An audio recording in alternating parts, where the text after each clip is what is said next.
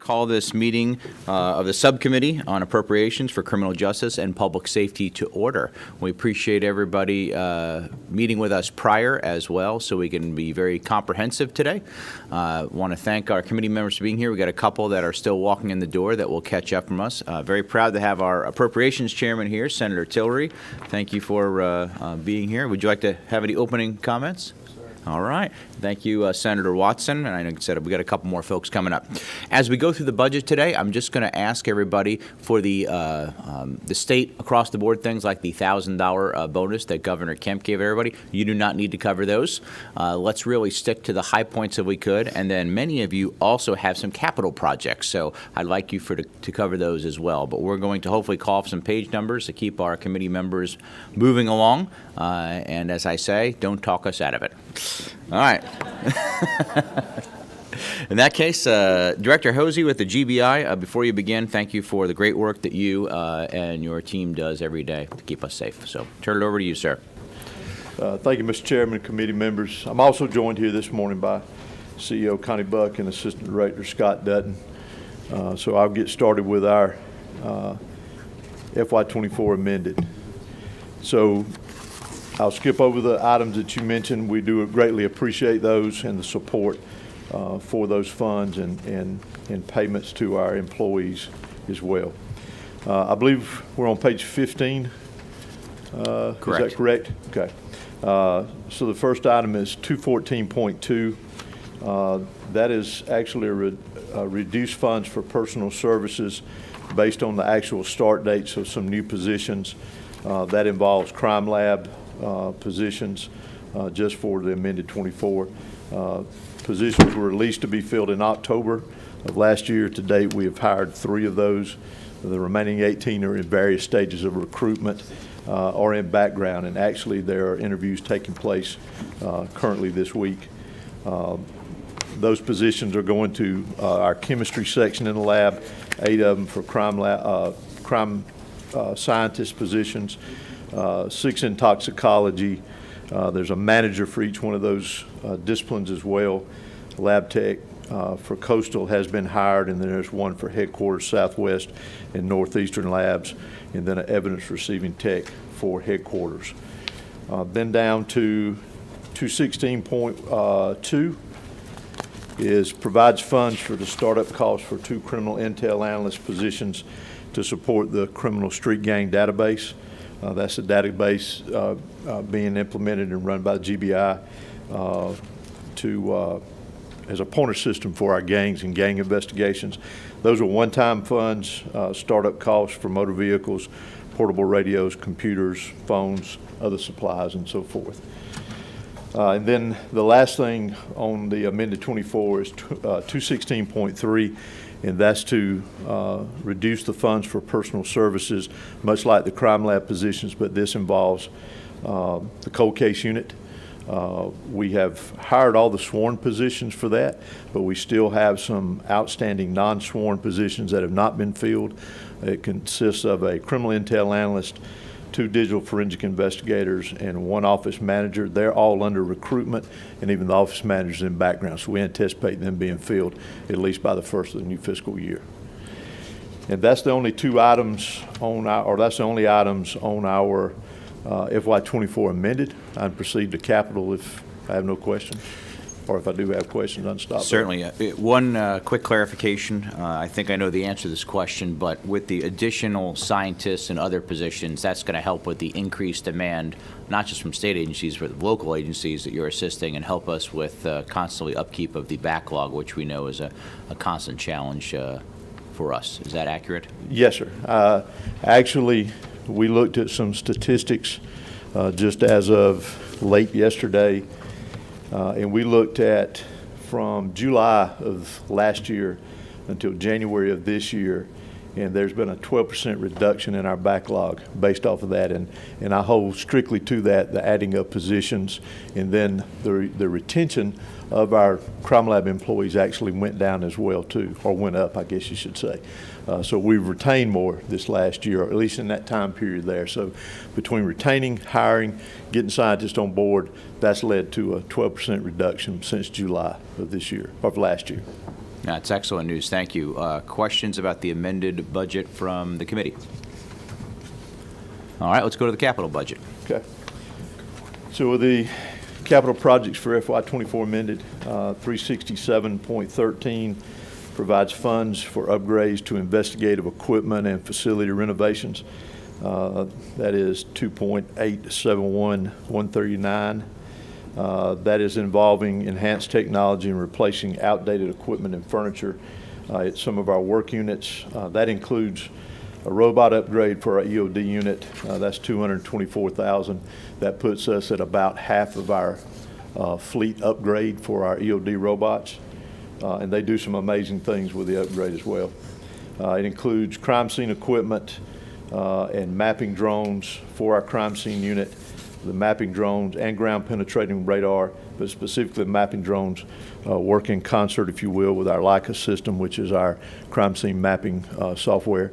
So the drones basically can do the same thing from the air, if you will. Then furniture, $275,000 is for furniture for our Region 6 Milledgeville office, which is 23 plus years old, in replacing that. And then under the same section of facility renovations, a little over $2 million is to add an evidence storage location at our Columbus Crime Lab. That is in part because our regional office shares that building with the lab. So they have run out of storage space for the evidence storage. That's $300,000. And then our crime lab MEO building automation system at headquarters, $680,000. That's due to the current system no longer being supported by the vendor, and we would have a catastrophic failure if it shut down or failed us. Also within that is a storage building at the Georgia Public Safety Training Center for our training unit. It would, down at the bottom of the hill, once you pass the prison, up on the hill, I should say, next to GPS, we would put a building there for all of our training equipment and supplies for our training unit to go there, as opposed to being scattered about in Connex boxes and trailers. Our headquarters main building cooling tower pump and motor replacement is $181,000. Also within that section as well is a renovation of $250,000 to our trace evidence section location at headquarters. And then 367.14 is the design funds for our headquarters MEO expansion, which is already underway. The additional $1.2 million asked for in the amended allows for us to complete the design of the expansion for the MEO headquarters building. The previous bond funds of $1.4 million have been spent on that project. Then with that, in the governor's FY25 budget recommendation, it includes the funds $40.1 million for the construction of those renovations. With that, it will add 40,744 square feet to our MEO office, our headquarters, which will include 8 additional autopsy tables to meet a projected caseload of an increase by 2050. It adds the decomp room for non-routine cases. It increases our intake cooler by 25 bodies at the time or decedents. It includes multiple purpose conference room, evidence decedent property storage, and it includes an observation area as well within that project. And that concludes our capital projects for FY24. Thank you, Director. And could you give us a brief synopsis of the positive work for recruiting new medical examiners and how that process has been working along since we've invested a lot of time and dollars there? Yes, sir. We've taken, as I've said many times, a multi-pronged approach to this through loan forgiveness, through the fellowship program, and just through solid recruitment with a lot of enthusiasm from our medical examiner's office is what I think has been a success to it. It has added to our doctoring staff. I believe we added 2 this past year off of the fellowship, 3 off of the fellowship program this past year. We currently have a fellowship, our doctors in the fellowship program right now, one of which is going to be going to Pooler when complete.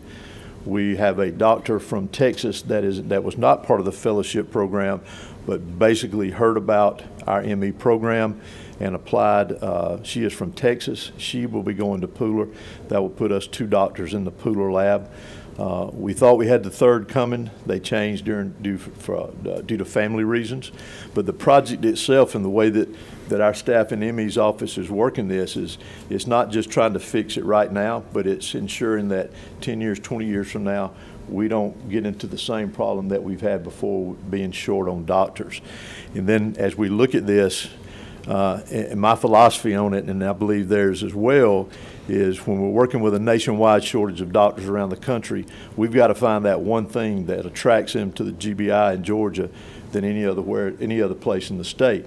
So with that multi-pronged approach, I think that is helping us getting a lot of attention from the doctors around the country or those that are in medical school getting ready to come out, and then giving them a good place to go work. And then the biggest thing, in my opinion, is great leadership on the part of Dr. Smith and his staff is what's attracting them. Fantastic. Questions from the committee members? Chairman Tillery. Thank you, Mr. Chairman. Thank you, Director. It's nice to meet you. Yes, sir. Welcome to the new role. On the capital projects you talked about that mainly were more almost MR&R projects, it sounded like, maintenance of facilities, replacing pumps. I think it was 367.13. There's a base budget item that I thought we did maybe 2 or 3 years ago. We did it across multiple agencies, corrections, DJJ, GBI. Seemed like your number was somewhere around 1.1, 1.5 million. Where are those funds going? Because we thought originally those funds in 23 would go to cover things like this. Can you, and if you need to do it later on, let us know where those base funds went? Yes, sir. I'm not 100% sure. Facility hardening. Facility hardening. Oh, I do know. I am familiar with that. Right. So if you remember, Chairman Tillery, we've had a lot of challenges with the community around the facility on Panthersville. So to harden that from gates and windows and things of that nature for some unfortunate events. So the base funding that you would have already had baked in 24 went to hardening there. Yes, sir. And then my last question would be about, I'm really proud of all the facility upgrades you're able to do around medical examiner offices, but the one I didn't hear you mention is Macon. What are the plans there? So the plans there are to seek funding for the medical examiner's office for design is at 3.1. And my understanding, and I'll take the blame on this, but my understanding was coming into this position that bond funds would have been sold last year to start that process, and my understanding there was additional funds put in to handle the Macon project. And it was not done. The bond funds were not sold. And what I should have done as incoming director was realize that did not happen and ensured that it was put into the FY 24-25 budget request. My understanding was it was going to be taken care of. And that's my fault. I'll take the blame on that. But we're looking at the need of $1.3 million for design money for the ME office expansion, and we're going forward with the pre-planning for the lab expansion ourselves. We don't know what the design would cost for the lab expansion at Macon because we got to get through the planning portion of it first. That property down there is a little bit unique because we cannot take any other design with any other labs or ME's offices and put it on that property. It's almost like putting a puzzle together is what it's going to be like down there. But it can be done. We're confident it can be done. So the goal in this was to get design started for the ME's office and then have the crime lab in, I call it the planning phase. There's another term for it that we use to get it ready to go to design, so that we had one at this level, the other one at this level, and then as they progress to construction, the next would go to design and so forth. But it is needing to be done, and I'm looking for a way to do it. We may try to help you. If that made sense. I know I was all over the place with it, but that's me trying to figure it out and then me trying to see what I can do to fix something that slipped past me. Director. Wasn't trying to highlight that, I No. promise. We're just trying to, obviously. Well, no, it's been frustrating to me too, because I see the need from it. I'm from the Middle Georgia area as well, and it definitely needs to be there. With everything else that we have going for us with our ME program and so forth, we need a facility for the doctors and scientists to come to down there that they can be proud of and be glad to come to work to every day. And then in that lab expansion within it, we could increase our chemistry scientists there. We could bring back toxicology there. We could bring back firearms there. That's the plan. And what that's going to do is continue to chip away at backlogs that we were referring to earlier. Thank you.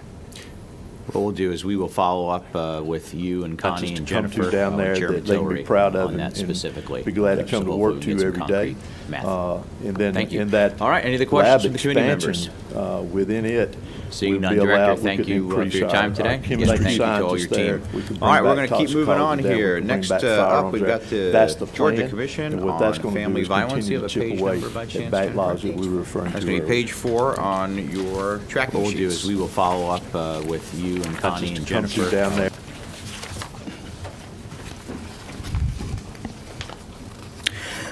Good morning. I'm Jamila Farrell, the Director of Programming, Planning, and Development for the Commission on Family Violence. I'm presenting on the behalf of April Ross, our Executive Director. So I'll just go right into the items that we want to discuss. I'm going to skip over the part you already said about the supplemental income. So I'm pretty much on line 18.5.2. We're looking to provide funds to update the Georgia State Plan for Ending Family Violence in Georgia. So pretty much the one-time AFI 2024 enhancement is to support data collection, research, and development, drafting, editing, and ultimately publishing as a one-time project to update the state plan. The state plan was last updated in 2012, and as you can see, it's 2024, so we're in desperate need of updating the state plan. And the priority areas that have emerged as a result of our ongoing family violence publications of Georgia statewide data. With staff already fully at capacity with work assignments, there are not adequate resources available to support this project without contracts and the ability to purchase data collection services. So with the enhancement and partnerships, as well as the support of the commission members, GCFV can apply these funds to review and update the current state plan to ensure that it reflects current best practices that are evidence-based and data-driven. Thank you for your testimony. Okay. Questions from the committee members? You did such a good job. All right. you. Thank you. Appreciate all that you do over at CJCC. All right. Next up, we'll bring up Department of Corrections. Commissioner Oliver, come on down. That's going to be page 5 in your all's tracking sheets.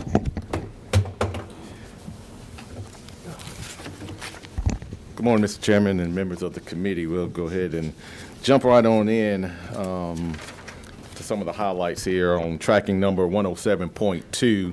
You see recruitment, advertising, and work culture review at $6.1 million.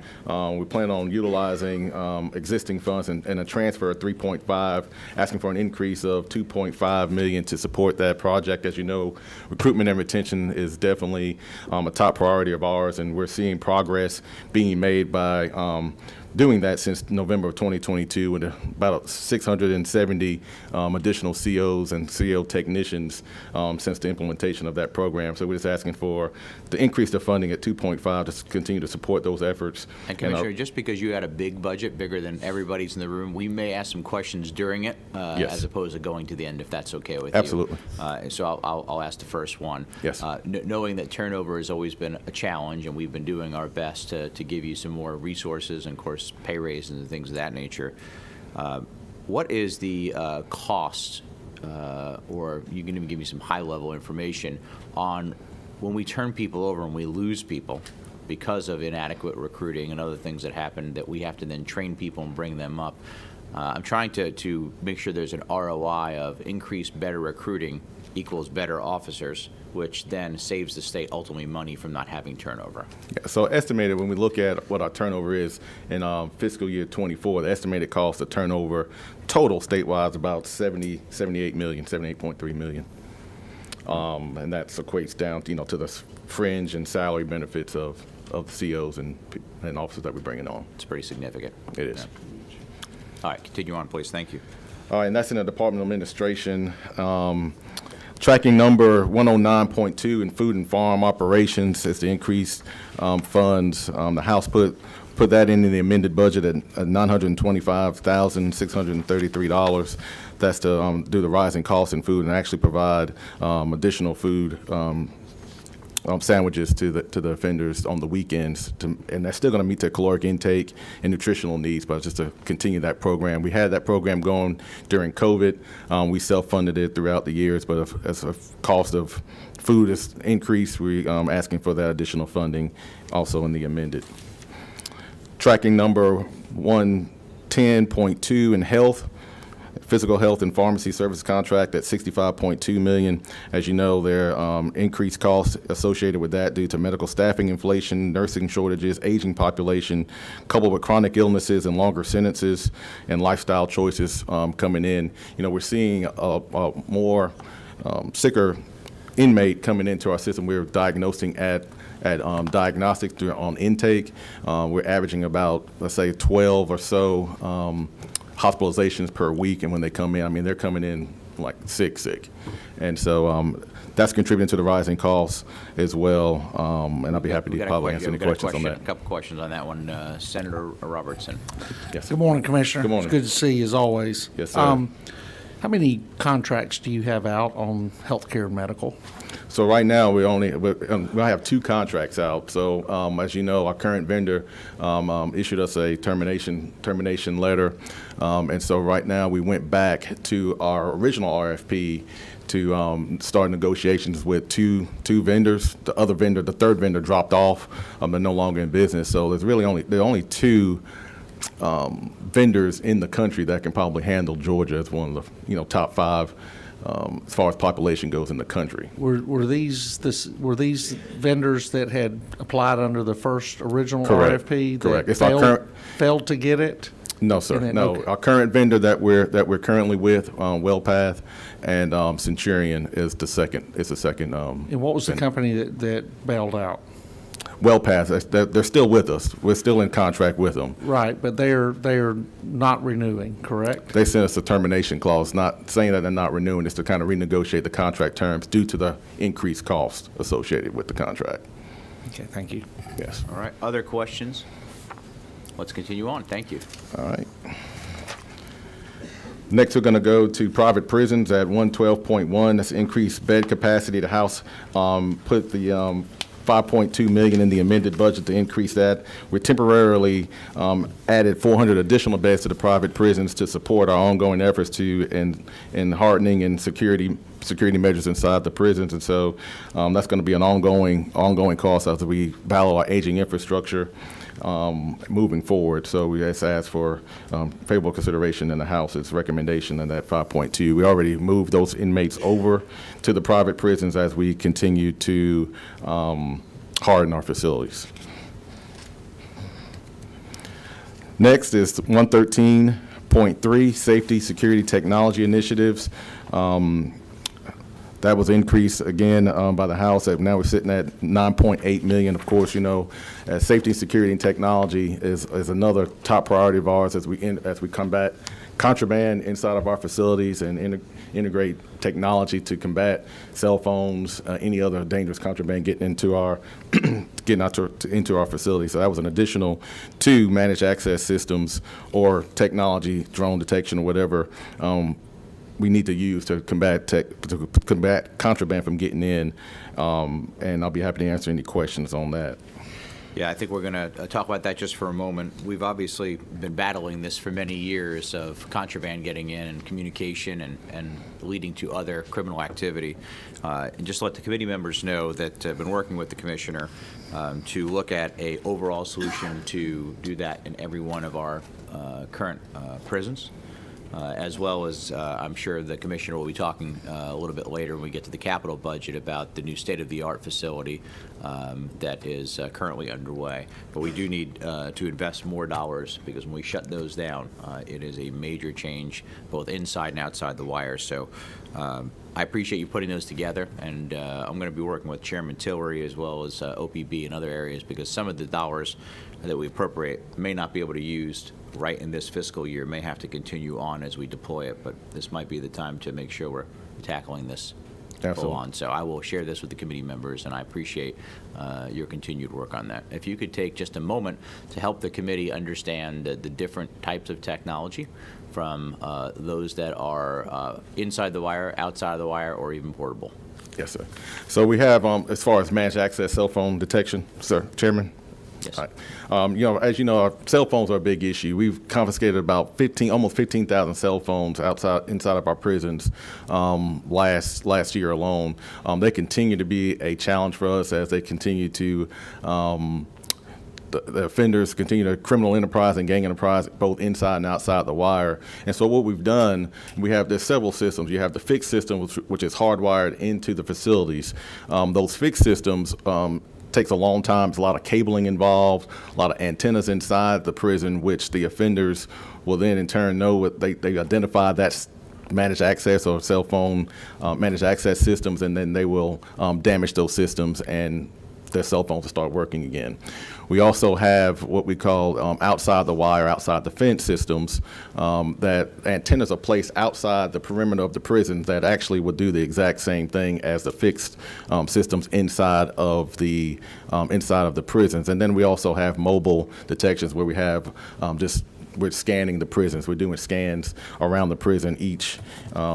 We've done, I think, 340 of them so far this year, and that essentially identifies cell phones inside the prisons, contraband cell phones, that is, and then we were able to shut those phones off. But the most effective way to do that is the systems that we think we can place outside the wire. We can do that. We can implement that technology a lot faster, and it's more effective than actually putting hardware inside of the prisons themselves. Got a question from Senator Robertson. Commissioner. Yes. How do 15,000 cell phones get in our prisons? Drones. Majority of them get in through drones, and I'm not naive to the fact that some of them do come in from staff. But the majority of our contraband comes in from civilians, whether it's drones, throwovers.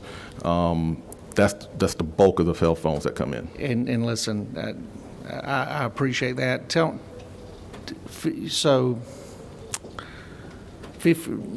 Of the 15,000, what percentage would you say are flown over and dropped into the prison yard? I can tell you how many drones that we've confiscated so far this year.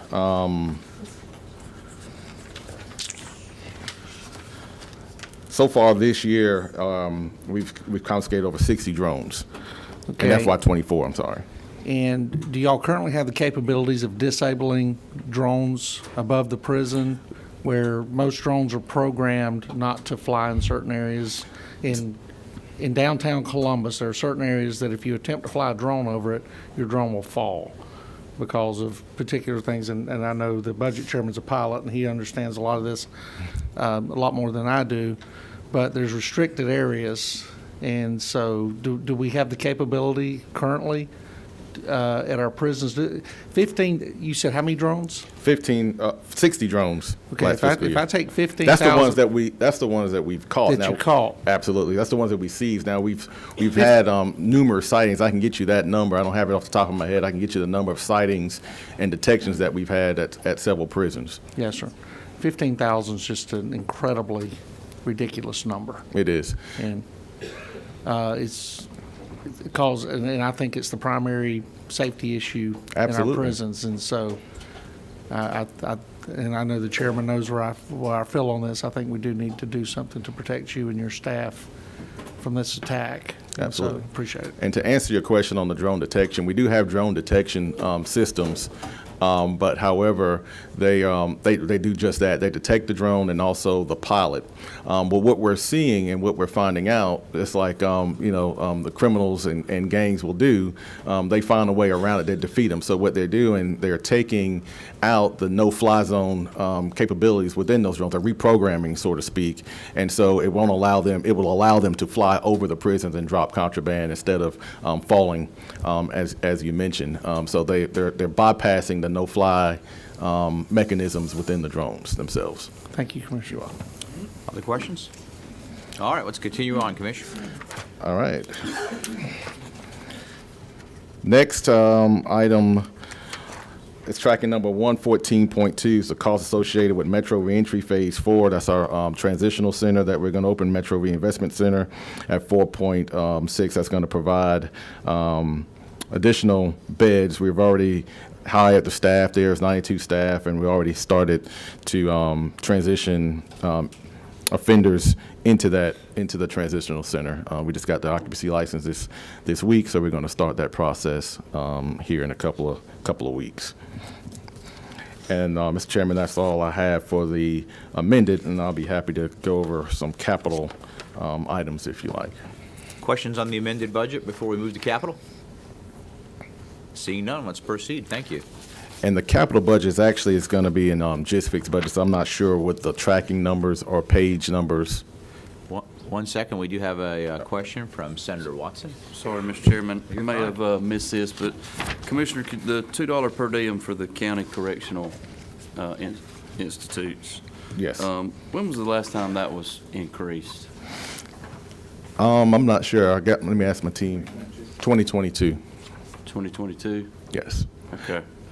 Is that how did the $2? Where did that come from? The $2 increase that's in here, proposed in here, That came from the House. came from the House. Yes, sir. Okay. Is that adequate increase for the county folks? Yes, it is. Okay. Senator, I believe they would, in talking to the counties, they would request that would be higher. We have worked over the last couple of years. We put some in, and then it got scaled back a little when it got through the process. So we're trying to continue and incrementally add more, but happy to work with you offline if you've got some concerns there. Sorry about it. No, sorry at all. Thank you. Appreciate the question. Okay, let's go to capital. They don't want to speak for the counties. But not sure what tracking number you have, but if you have the capital project list in there. We do. You see the new prison construction in Washington County at $450.8 million. That's going to be the new state-of-the-art prison down in Davisboro, Washington County. We already broke ground on that project in November of last year. Expected to be a 2-year project, 1,500 bed. State-of-the-art facility, implementing all the technology that we mentioned earlier, if not more, and to be a lot more efficient. It's also going to add 30 additional infirmary beds and 92 specialized care beds, as we talked about our aging population and the sicker population, and an additional 104 mental health beds to the state prison system, and we'll employ about 450 to 500 staff at that location. Next, major maintenance and repairs at $135.3 million. As you know, we talked about our aging infrastructure. That's definitely a challenge and ongoing projects that we have for us. So it's much needed funding for that. We need that money to make sure our prisons remain safe and operational. The purchase of Augusta TC at $4.6 million. As you know, we were paying over $6 million in leasing that project since 2010. So it just makes more sense to actually purchase the Augusta Transitional Center at $4.6. Food and farm equipment statewide is $1.7 million. Our food and farm operations, have really taken a toll on as far as the equipment, and to make it a little bit more automated. As you know, the offender population since criminal justice reform, we don't have that many offenders that are eligible to go outside the wire and work on the farm. So updated maintenance and repairs to our food and farm equipment are definitely needed in that regard. And that's all that's in the amended for our capital projects. I'll be happy to answer any questions that you may have. Very good, and I just want to remind the committee members that as criminal justice reform, which started about 10, 12 years ago, the remnants of the folks that are not going through our accountability courts and hopefully getting a second chance for nonviolent offenders have left us with an extraordinarily violent prison population, much more so than we used to have many years ago. And that's part of the challenges of hardening these facilities and why the new state-of-the-art prison is so important. So I appreciate that. Questions from the committee members? Yes, Senator Robertson. Commissioner, what's the population of detainees today? Statewide, we're sitting at around 50,000 detainees statewide. So 50,000 in Washington, in the new facility in Washington is going to take 1,500 of them? Just about, yes, sir. Yeah, and so with Washington coming on as our newest facility, what's our second newest prison? And not transitional centers or, not the gravy, but McRae would be the second new, and that's a renovation. Right. But once McRae comes online, that'll be the second newest. what's our newest ground up? Pulaski. Pulaski, and how old is Pulaski? When was that built? 94? Yeah. Our newest prison's about like 30-something years old. Yes, sir. Okay. Thank you. All right. Other questions? Seeing none. Thank you very much, Commissioner. We know that your team's job inside the wire is one of the most challenging, so please send along our gratefulness. All right, well, thank you. Thank you all. All right, we're going to keep on moving. Next up, Department of Defense. Sorry? Page 11. Oh, and page 11. Thank you. Jennifer's keeping us on track here.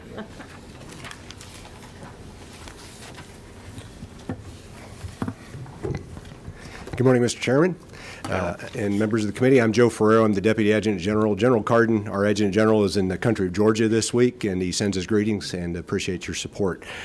We don't have any outstanding changes in the actual AFY 2024 budget. The only thing we do have are some changes on the capital projects, if I can just jump straight to that. Please do. So on line 367.12, there's an increase of $665,581 for two projects. One project is the Macon Readiness Center site improvement for lighting at $342,000. And that's going to be replacing 12-year-old solar lights that we gave a shot, and they aren't the greatest. They don't hold up. They're not going to hold up for the long term. So we're going to replace them with efficient LED lighting, but wired lighting. And that will enhance the security of that facility. It's one of our premier facilities in the state for the Army National Guard. The second project is the Decatur Readiness Center site improvement, perimeter fence upgrade and replacement at $313,000. The Decatur Armory was built in 1961. This fence is original to that armory. It's due a replacement, and we appreciate the $300,000+ to take care of that and enhance the security of that facility as well. Those are our changes, sir. Thank you, General, and I would say that that's a pretty good life for a fence from 1961. Yes. We appreciate everything that the Guard does to keep us safe here at home and when deployed overseas, and certainly the great work in the Youth Challenge Academies. Thank you. Are there questions from the committee members? Seeing none. Thank you. Great work. We You're appreciate welcome. it. Thank you so much. All right. Next actually is CJCC. I made a mistake earlier, and I called our Commission on Family Violence then, but they're actually DCS, so didn't mean to confuse everybody. No stranger to us. Come on down. Good to see you, Jay. Good morning, Mr. Chairman. I'm Jay Neal, Executive Director of CJCC. What page? I will highlight, beginning on page 20, I think, of your tracking sheet. Thank you. I'll highlight the changes to our amended fiscal year 24. We'll skip over statewide and skip over impact from disregards. And begin with 217.1, which is $131,700 for the $1,000 supplement for employees. And we appreciate OPB fully funding the $1,000 supplement for all of our employees this year. 217.3 transfer funds from the Criminal Justice Coordinating Council to the Georgia Public Safety Training Center for School Resource and De-escalating Training. These are funds that were part of the law enforcement training grant. We were planning to grant these funds to GIPSTIC. The move by the OPB is for them to go directly to GIPSTIC and take out that granting process. That saves a little bit of time for our staff and for their staff as well. We think that's a good move and certainly appreciate the Governor's Office and OPB for doing that. 217.4 utilize existing funds of $993,000 to maintain current grant operations. We have had, as you know, significant reductions in VOCA availability across the state.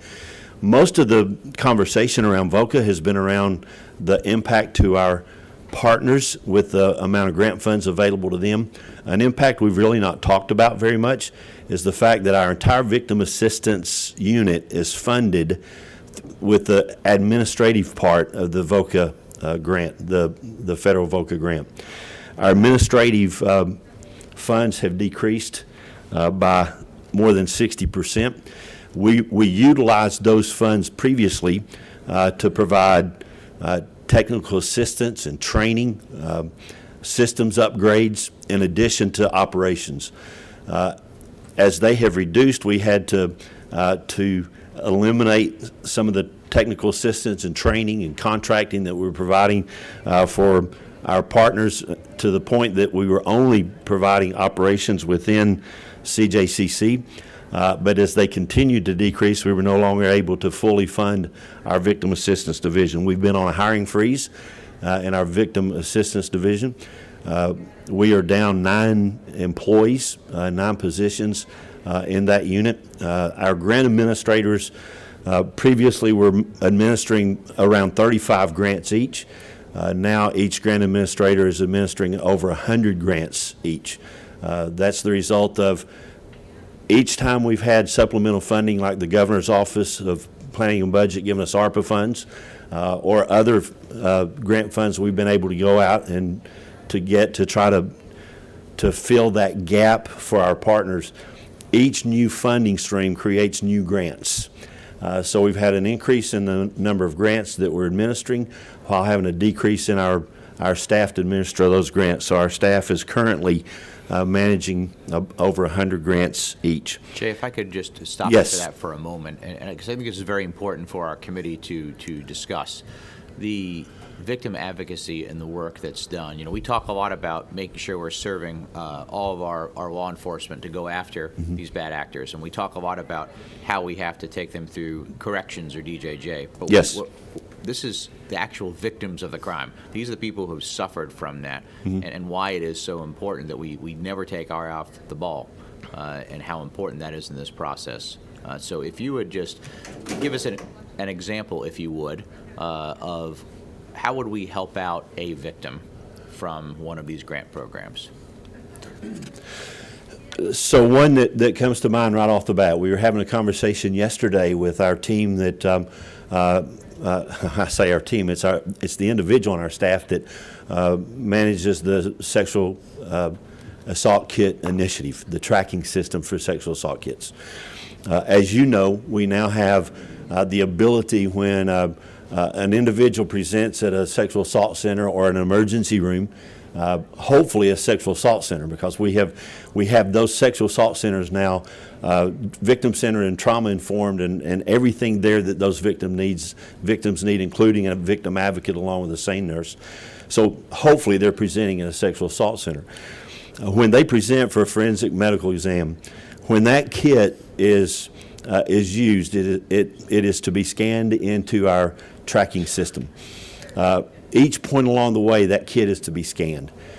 So once the kit has been collected, it is passed off to the local jurisdiction. The jurisdiction is to scan it to show that they've received it. When it gets to the crime lab, it is to be scanned to see that to show that it's been received, scanned at completion, so that the victim will be able to track that kit through the system and know where that kid is in the system. One of the issues that we have with the sexual assault tracking system is most of our hospitals are not very engaged with the system.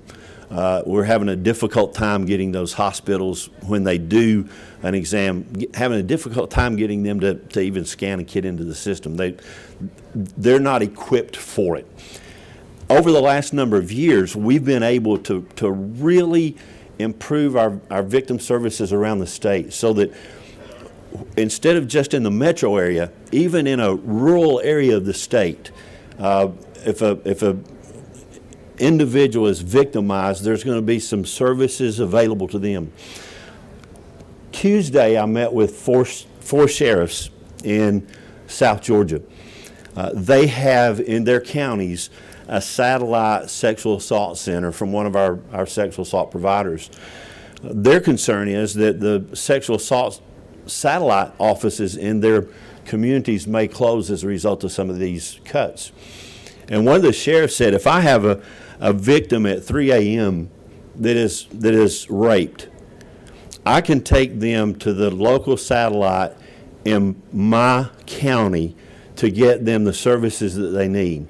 If that satellite office closes, I'll have to put them in the back of a cruiser after having just been raped, suffering the trauma of the rape.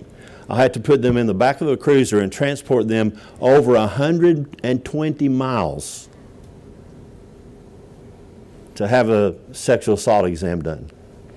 Those are the kind of services that we've been able to provide statewide, so that regardless of where in the state an individual is victimized, they can expect consistency in the way that they are served by our partners around the state. Without the presence of that, victim-centered and trauma-informed services will go away in many areas of our state. And we'll see sheriffs having to transport the rape victim at 3 a.m. in the morning, having just been traumatized, 125 miles in the back of a cruiser in order to get a sexual assault done. Thank you for that powerful example. I think Senator Robertson has a question. Yes, sir. How many of these satellite offices do we have? And what parameters are put in place for somebody to get a satellite office? I'm blessed enough to come from an area where we have close hospitals and clinics and things of that nature. Do you know how many satellites we have? Off the top of my head, I do not. Okay. We have 28 sexual assault centers. Many of those centers have satellite offices because, as you know, especially in rural parts of the state, you'll have a judicial circuit that's multiple counties, and as senators in the rural parts of the state, you have multiple counties within your district. Yes. So to be able to provide those services, a number of our sexual assault centers have opened satellite offices. Okay, and as far as the hospital tracking, we're talking about chain of custody here on criminal evidence. And do the hospitals that you're currently working with, do they have a system to where the sample is taken and controlled and maintained in the hospital until it's transferred to the GBI? And is that when y'all is that when the tracking starts on the state side? It's when it should start. We're struggling with our hospitals. Okay, and the struggle with the hospital, is it a software issue or is it an education issue? It is our opinion that hospital emergency rooms. Which is what matters to me, y'all's opinion. It is our opinion that hospital emergency rooms are not adequately equipped to provide sexual assault services. They don't see that as their primary responsibility, and I think that, I think that they see it as an inconvenience more than a service that they are to provide. Listen, the only way we solve problems up here is through honesty, and I really appreciate that, because that gives us something that we can move forward with our partners on that side of the fence and try to solve some of these problems, because I don't think anybody no one that's ever been in the mix of that kind of situation fully understands the how fragile it is. So thank you very much. I appreciate that. Thank you. Appreciate the question. We're going to follow up with the Georgia Hospital Association as well. Not that what you said doesn't obviously need to continue to take place, but there should be a yes and answer to that question, so. Thank you. Okay, let's continue on. The yes to 217.4 allows us to begin to replace positions that become vacant going forward. Basically, the yes to 217.4 allows us to maintain our January 1 levels. That still means that there are 9 positions vacant in that division. 217.5 is an add by the House to restore funds for 5 grant specialists.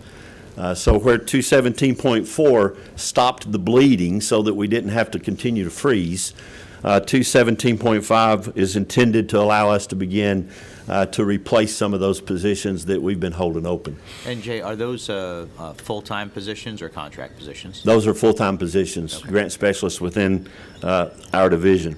Thank you. The reality of how we've been able to maintain, the reality of how we've been able to balance, even with the freeze in funds, we have been overspending our VOCA admin, so we've been spending next year's VOCA admin. The reality of this 5 will allow us to replace the next year's spend that we've been spending and add 2 specialists. If you can follow that. Sure. Okay. 218 is the CACJ. If it's okay with you, Mr. Chairman, I'd like to skip down to 219 and continue ours. Judge Cole is here with CACJ, and I would like for him to do 218 if that's okay. Certainly. 219.1 is, again, increasing funds for the $1,000 supplement for full-time benefit eligible employees from our family violence program. Again, we appreciate full funding of that supplement. 219.3 increases funds for 1 sexual assault nurse examiner. This is a House ad to provide 1 sexual assault nurse examiner coordinator for every sexual assault center starting in April 1, 2024. That is the language. That is not, in effect, what this does. In effect, what this does, my understanding, is provides a sexual assault nurse examiner for sexual assault centers that do not presently have one. That's just and I think Chairman Hatchett actually spoke to that when he presented the budget yesterday. He actually mentioned that it was for those who do not presently have. And I believe so that's 8, if I'm reading the budget numbers correctly, that you currently do not have one. Is that accurate? I'm not familiar for sure on that number, but I think that's pretty close. All right, we'll follow up Yep. offline on that We one. can get you the exact number. Great. All right. Anything else on your budget? And how about, do we have anything? No, I don't think we have anything on capital for you. I think we're good to go. Questions of committee members for Jay? Yes, absolutely. Senator Watson. Just a quick comment. I just want to thank you for what you do for our domestic violence shelters. I know you and I have talked several times about the situation in my district, and I just want to thank you publicly for that. Appreciate what you do there. Thank you. We appreciate it. I have a great team at CJCC. I'm honored to lead what I believe is the best team in the state of Georgia, quite frankly. Well, and I'll echo that. Thank you, Senator Watson. You're helping people out at literally their most vulnerable times, and we appreciate that. Please pass that along to all the men and women who you serve alongside. Thank you, Mr. Chairman. All right, Appreciate we're going to bring up. Oh, yes, certainly. We got Senator James. Let's get you on a microphone if you don't mind, dear. Let's do 10. Thank you, Mr. Chairman. Thank you so much for all that you do. And I have a bill that is about domestic violence. My niece was murdered about 2 months ago in her driveway. She had called the police at least 9 times. She had a restraining order. So I need to talk to somebody in your department to look at the bill that we presented to see if it would actually help. I'd be happy to speak with you. My Deputy Director, Stephen Hatfield, Okay. Madeline, Okay. and Danielle are here almost every day. You're welcome to speak to one of them as well. Okay, I would love to do that right Yeah. away. Thank you. We dropped it last week, so Okay. Thank you. thank you very much. I'm so sorry for your loss. It's the Unbelievable. The reality is there are not very many people in the state of Georgia that have not been impacted, at least in some way, whether it's a family or a friend or friend of a family. Most of us can see some point in time where that we're not far removed from victims of domestic violence. It's really terrible. He had already killed someone else in another state, and she didn't know about it. And he shot her in the stomach because she was 3 months pregnant. Before he shot her in the head. Thank you, Senator James. All right, Jay, thank you as always. We're going to bring up the Council of Accountability Court Judges. Good morning. Top of page 22 for your tracking sheets. Just come on up. Good morning, Chairman Albers, Senators. My name is Tom Cole. I'm a juvenile court judge from Savannah, and I currently serve as the chair of the Council of Accountability Court Judges Funding Committee. I'm here today with Taylor Jones, our executive director, and Allison Lerner, who's scooting away from us as our general counsel. So I hope that's not a foreshadowing of anything, but I just wanted to very briefly thank you for the appropriations you have made that have enabled the juvenile court, the superior court, and state court judges in our accountability courts to reduce recidivism, save lives, and make Georgia safer. And from a juvenile court perspective, what I see on a daily basis is to be able to break that intergenerational cycle of substance abuse by addressing the underlying factors that have led to their addiction. I have Taylor Jones here, who's actually going to answer the questions and present the information you want, and I'm going to step aside, but I did want to take that opportunity just to thank you guys for the support that you have provided to accountability courts. Well, we appreciate your leadership and being here today. Thank you, sir. Thank you, Judge Cole. Well, good morning. Good morning. Great to be with you here today. I'm going to continue with some thanks before I actually jump to our line item that we're here to speak to. I want to recognize not only the judges, but also the court coordinators, the case managers, the treatment providers, the law enforcement officers, probation officers, prosecutors, and public defenders that all work together as a team to make accountability courts work for our state. A lot of times, and have someone who's worked locally in an accountability court before in multiple capacities knows that a lot of times this work is done on a volunteer basis or an extra duty. We wouldn't be successful without them, so I just wanted to recognize them. I'm proud to be part of the accountability court community here in our great state. I do want to give you a little bit of highlights about the number of people we've been serving since we saw you last. Our data reports are telling us that last year, we served 269 more participants statewide than we did in FY22, so that's a 4% increase. Already for this year, FY24, at the close of Q1, we were serving 4,791 participants. That's the most we've ever served at a Q1 period pre-pandemic since CACJ started. Last year at the same time frame, we were serving 4,261 participants. So this is an increase of 530 new people coming to us, about a 12.5% increase already for this fiscal year. So our line item is actually 218.2, as you said, it's page 22, and it's in an amount of $613,124, and it provides funds for moral recognition training, which is MRT, moral recognition therapy, and MRT trauma training. It's two separate curriculums. I think Judge Cole actually brought a version of the curricula if you're interested in seeing that. But MRT therapy is the premier cognitive behavioral treatment program for offender populations. It was developed in 1985, so it's been used for quite some time.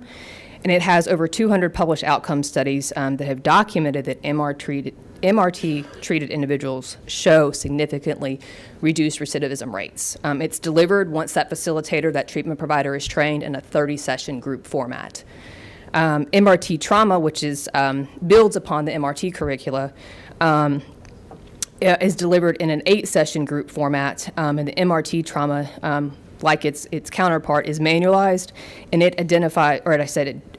addresses key issues identified in SAMHSA's trauma-informed protocol. So the $613,124 in your tracking sheet would allow us to train new providers to deliver this evidence-based curricula to these participants statewide. So as we begin to close and answer any questions, I did want to leave you with a few more pieces of analysis and performance measures that we track at CACJ. Since fiscal year 13, so we're at a 10-year period, close of FY23, we have served 34,924 Georgians through accountability courts. Very proud of that number. Our recidivism rates are still great. Our most recent analysis looked at 28,400 participants that flowed through our courts. This was data that we collected between 2016 and 2021.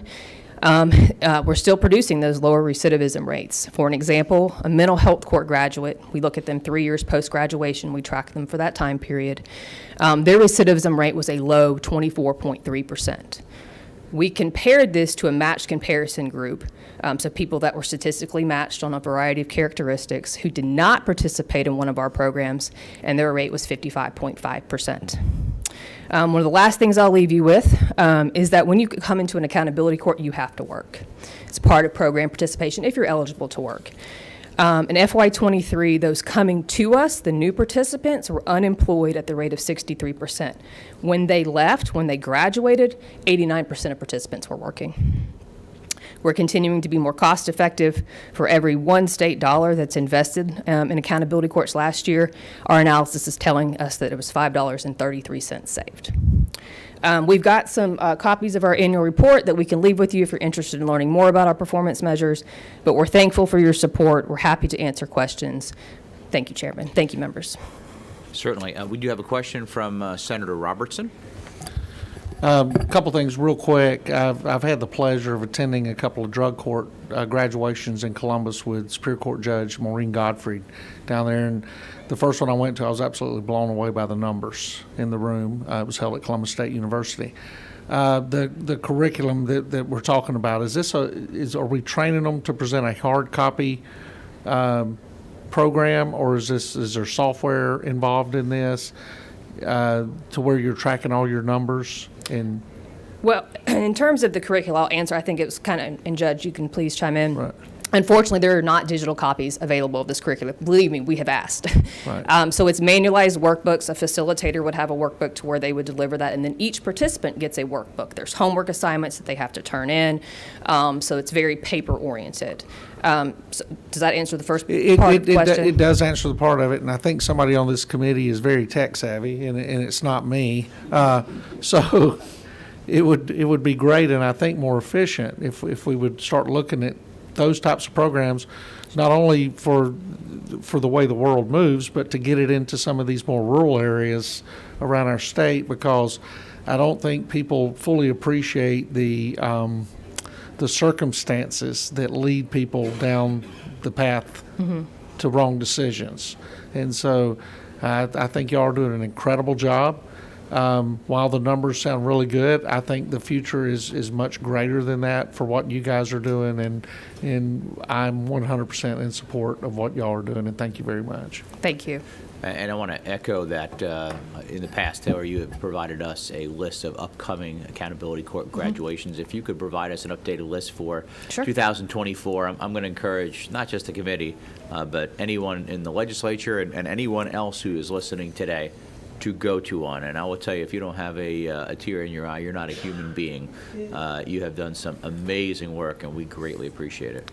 Senator, March 5th in Savannah, I have a graduation. That might be a little challenging for us in legislative session. If you could maybe go out to the April-May timeframe, that'd be wonderful. Thank you, Chairman. And we do work to post those graduations as soon as the courts send them to us on our website. If you're not following us on LinkedIn, we post them there as well, but we will definitely provide you a list. Thank you. We appreciate it. Any other questions? Just want to get a copy of that curriculum if we could. Yes. Yes. Certainly. All right. Thank you you. very much. Have a great day. Okay, next up, DJJ. Page 23 for our folks here looking through the budget. For those playing from home. Exactly. Commissioner, great to see you as always. Good morning. Thank you. Thank you, Mr. Chairman, members of the committee. I also would like to thank the men and women of the department that I get to serve alongside each and every day for their hard work. I'm going to jump right in on 220.2. Increased funds for replacement ballistic vests. This is for our probation officers. They've asked for upgraded vests and vests that are more comfortable. So for the total is $124,000.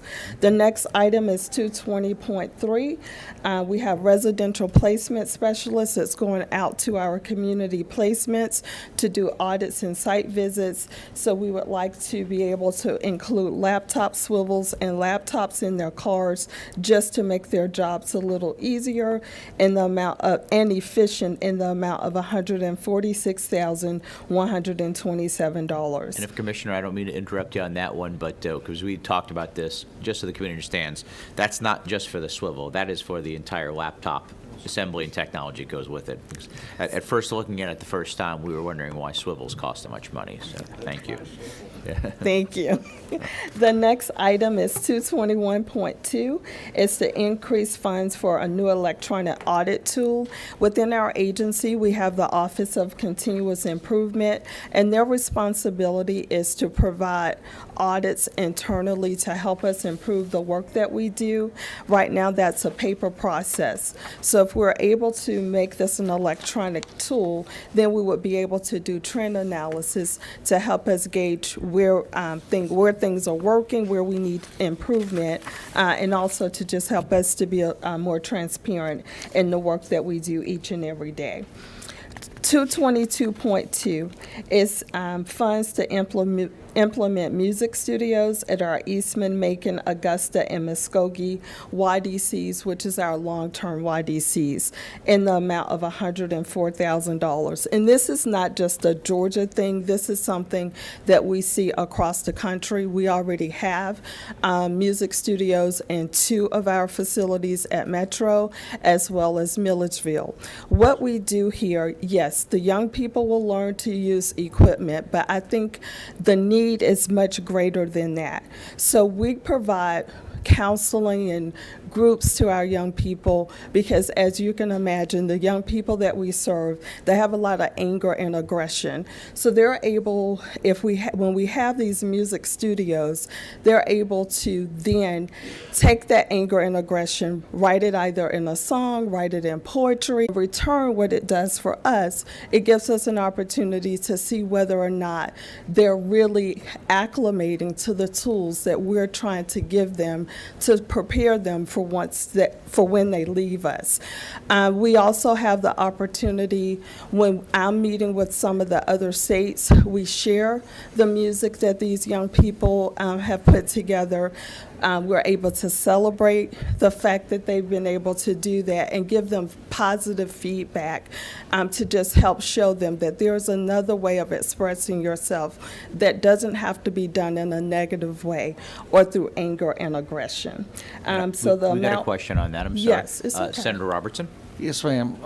Who's operating these music studios? So we actually have staff that work with the young people in each one of the facilities. What are the qualifications of the staff? Because I've been in a few music studios in my district. To everybody feel comfortable, I do not sing, but I appreciate the therapeutic value of music. I think a recent study just came out that targeted myself and Chairman Albers, where it says music is a primary therapy to prevent Alzheimer's and dementia and other things in older adults. But and I'm sure it has the same effect in a younger population. But what was the total budget ask on this? $104,000. And this is 2 studios? It's 4. It's 4. So we're talking about a $25,000 plus investment on Yes. 4 studios. And I'm just curious, is the expertise of the individuals, is this just something we're putting in there as an instrument to I hate to use this word, it's the only word I can think of right now, but something for them to work with, play with, and try to express themselves. Is there a medical There is not- aspect to this, psychological or? It's not a medical aspect to it, but what it is, so to answer the first part of your question, for example, at Metro, the individual that works with the young people in the music studios, he also has a music business where he does DJing and Is he a state employee or is he a volunteer? He's also a state employee. Full-time, he serves as our recreation director. And then he works with the kids after hours in the music studio. And so what we have seen as far as, so there's no medical connection to it whatsoever, but what we have seen is that it definitely encourages good behavior for the young people. And that is based on what study? So there's no like national study or anything. I think it's more of a trend that we have seen, to be honest with you. And I agree with that to a degree, but I do want to point out we're having one of the longest gang trials here in the city of Atlanta by a group that was started out in a studio. So, you know, when I hear this, I think we have to be very careful as we move through these different therapies and different processes, and we're talking about accountability courts, that we have some kind of evidence on the backside that shows the positivity of this, and that we regulate these very closely within our systems. But I appreciate the creativity and the compassion that I hear in your voice, and thank you for that. Oh, absolutely. And we did have a discussion prior to this, Senator, and I agree with everything you just brought up. I think there is value in maybe working with your counterparts across the country to see if we can find some of that data. And the only thing that I'm going to say is I want to make sure that whatever is being listened to and or being put back out from that group is not falling into some of the unfortunate music that's out today that is encouraging violence and gang activity and demeaning women and other things that have come out. Because in some cases, I believe some of the music and video games and things we have are encouraging bad behavior. Let's just make sure that we're encouraging good behavior, if you would. So, and to that, we own the music, so I do want to make sure that I share that. And then we preview the music. So it's through our education department, and also just want to make sure that, so the music normally tells a story about the young person and how they ended up in our system, and also just some of the emotional things that they've been dealing with at their young age. So that's kind of but definitely I have a meeting this afternoon with some of my counterparts across the country, and that's one of the things that I will speak with them about. All right. Let's keep Moving going. on to the next item. 222.3, increase funds for the integration of electronic medical record system. Basically, right now, we have a paper system, and the $266,257 will turn that into an electronic system to improve efficiencies and to help us with record retention. The next item, 222.4, has been moved to FY25. The grievance systems, which is something that's very important to us, but I'm going to move right along since it's not in the amended, the $75,000 anymore.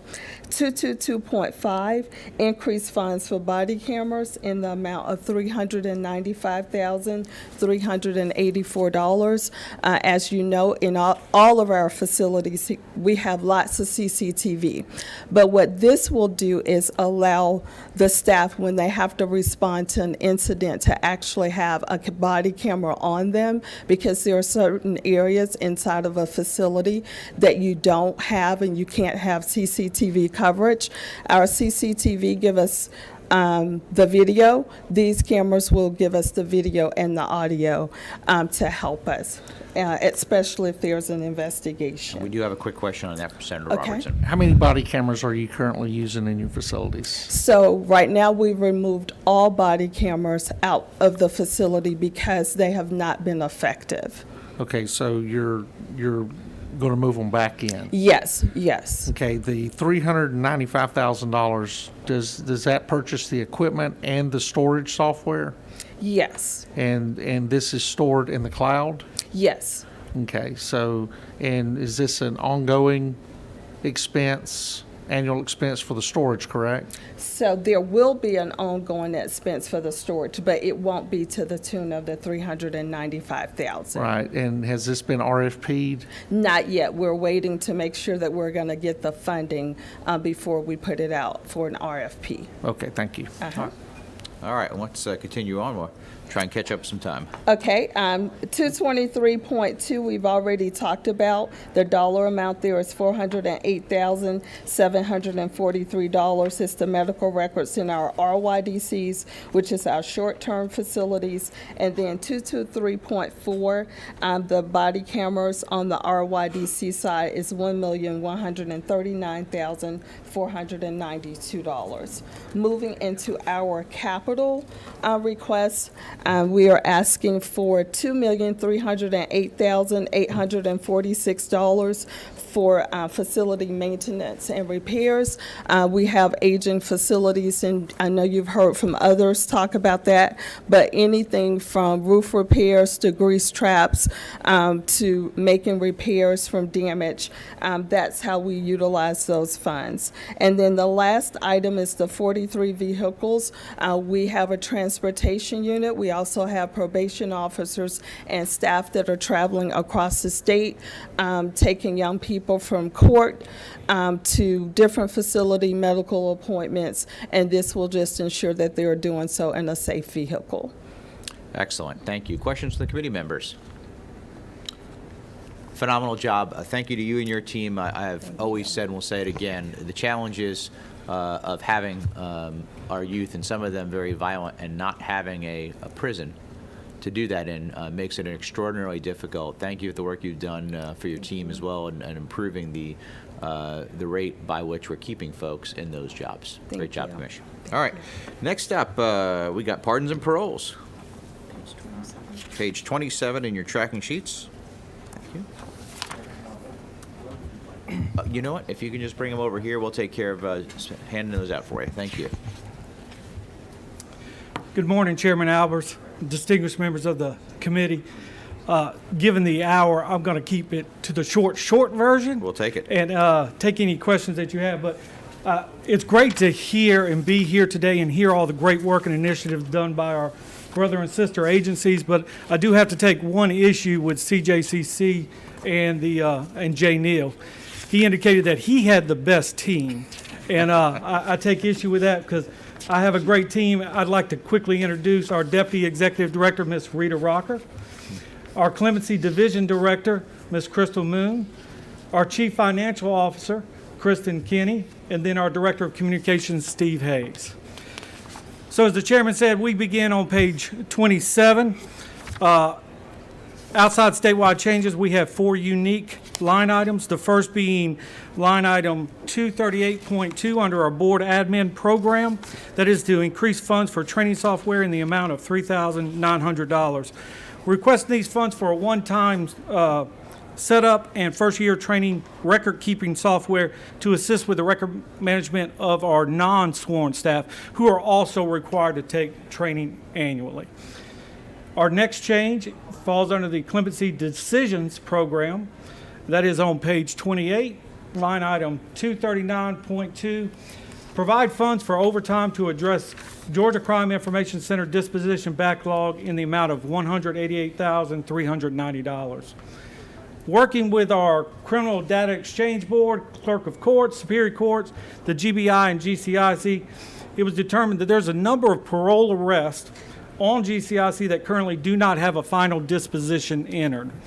This line item will allow us to complete those open records and ensure law enforcement and the judiciary has access to the most complete criminal history record information for those that they come in contact with. Our third line item is 239.3, provide funds for equipment for 3 criminal investigators and 1 hearing examiner. These are post-certified law enforcement officer positions, and the requested funding will be used to equip them with bulletproof vests, firearms, duty gear, uniforms, computers, vehicles, and all other items required for them to perform their duties. And our last line item is 40.2, increase funds to offset loss of federal funds, supporting 2 positions in the amount of $31,807. Requesting these funds to support the Georgia Office of Victim Services, which provides all post-conviction victim services for the Georgia Department of Corrections, the State Board of Pardons and Paroles, and the Department of Community Supervision. So they really are the one-stop shop for victim services post-conviction. These positions have been funded at various levels through the VOCA grant since 2017. As y'all have heard from many other agencies, including CJCC, those funds have been reduced over the last few years. And this year we saw a 54% reduction in funds. This ask will cover the next 3 months of salary and benefits, getting us through the end of the year while we continue to work with OPB and CJCC on alternative funds for FY25. And that will complete our line items. Very Open good. questions. And I want to particularly point out to our committee 239.2 for the overtime for GCIC information. In fact, Senator Roberts and I have been working on that in several areas throughout the state as a concern where that backlog of information is not getting into the system across the board, certainly in different areas of the judicial system, and how critical it is that is up to date. So I appreciate your initiative in working on it and the time we've spent together, as well as the great work that you and the board and all the staff do every day. And I want to compliment you that each and every time we ever have a question from a constituent, it's usually about a 30-second response from one Ms. Rita Rocker. So she's terrific. So. Questions from the committee members? Seeing none, great job. Thank you so much. Fantastic. Thank you. All right, Department of Public Safety. Colonel, come on down. Page 30 on your tracking sheets. And although he is no stranger here, I believe this is the first time to this committee in the new position. So we are extraordinarily proud of your service and work, sir. Well, thank you very much, Mr. Chairman, and good morning, Mr. Chairman and fellow senators. I want to introduce my staff that's with me. With me is our Chief Financial Officer, Ms. Lori Smith, our Budget Directors, Ms. Kat Perry, Lieutenant Colonel Lamb, Lieutenant Vince Mooney, and Sergeant Schwab are here with me today. It is truly an honor to be here this morning, and I'm thankful to have the opportunity to speak with you on behalf of the members of DPS. We support and appreciate the Governor's and House budget recommendations for amended fiscal year 24. I continue to be proud of the men and women in our agency. They are compassionate, professional, trustworthy, and display the fortitude to do this job every day. They continue to set the standard. If you will, please turn to page 30 of your tracking document for our amended fiscal year 24 budget. You'll find the Department of Public Safety in section 39. I just want to take a minute to thank you all for the $1,000 pay supplement. That was at a perfect time, and our employees certainly appreciate it. I just want to say thank you for that. On line 261.2 in field officers and services, you'll see an increase of $37,713 to reflect the $6,000 pay increase for vacant law enforcement positions that will be filled in FY24. Next is a new law enforcement training program that was implemented this fiscal year. On line 262.2, we support and appreciate the $1.17 million recommendation. Now that we've had 6 months of expenses, we project this program will run short based on the current funding. Our graduation rate at Trooper School has improved, and based on our projections, these funds will make our program whole. We'd like to highlight that our 109th Trooper School experienced a 69% attrition rate, and the 115th is currently at 38% and graduating in March. So we've made some great strides in that area.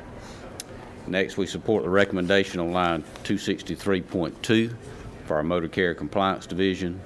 For MCCD, the $5.17 million is to replace our weigh in motion hardware. This contract was originally executed with the Georgia Department of Transportation. It was transferred to our agency in 2017. The weigh in motion system collects data for the commercial motor vehicles that enter our weigh stations. The data is recorded. The data that is recorded is reported to the U.S. and Georgia Department of Transportation.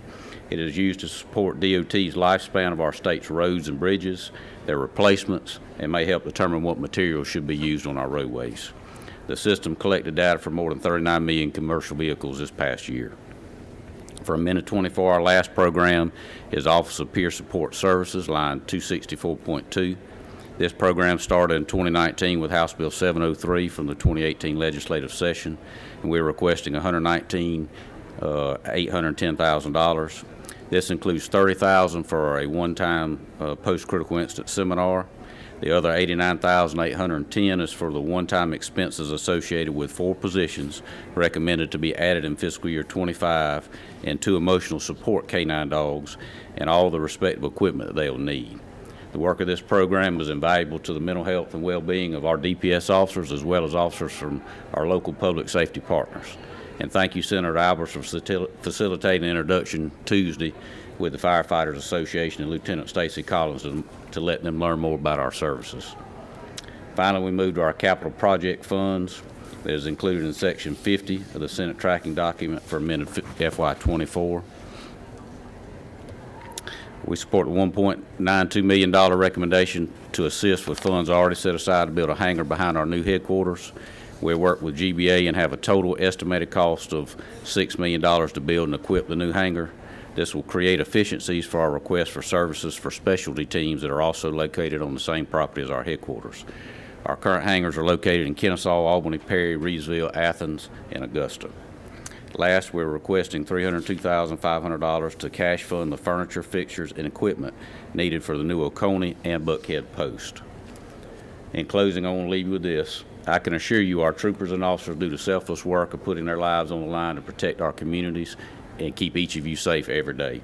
I want to thank the governor and the legislative body for giving them the praise they deserve even when nobody's looking. And I want to thank everybody for their time today, and now I'll be glad to answer any questions you may have. Thank you, Colonel. First, again, I want to thank you for having Lieutenant Wilson come over and talk to the firefighters, and the fact that we continue to expand that peer support group to include all areas of first responders, police, fire, EMS, and 911, I think is critical. And I'm going to encourage all of our agencies, whether it be our police chiefs, our Sheriff's Association, our Firefighter Association, and all those folks to continue to come together and work on this initiative so we can make sure that all of us that have either done that job or are doing that job can stay in the best physical and mental health in order to serve people, and we know what that means.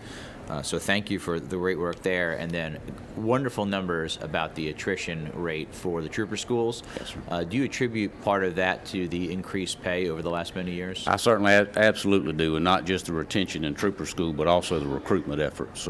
We're certainly not where we need to be, but we're moving in the right direction. Our numbers for the end of January had us at 822 troopers. We have 30 still left in the school that will graduate in March, and we have 52 that are in their 3rd week in the 117th school. So if things work out great, our numbers will look tremendous at the end of this year, but I certainly attribute it to the pay raises. Wonderful, and we look forward to you cresting that 1,000 number here in the near future.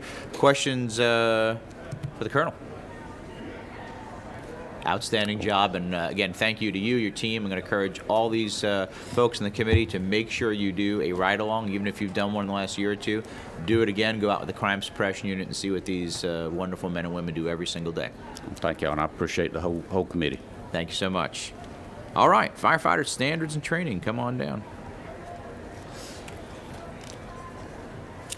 Which number? You have pages? 35. That's page 35, guys and gals.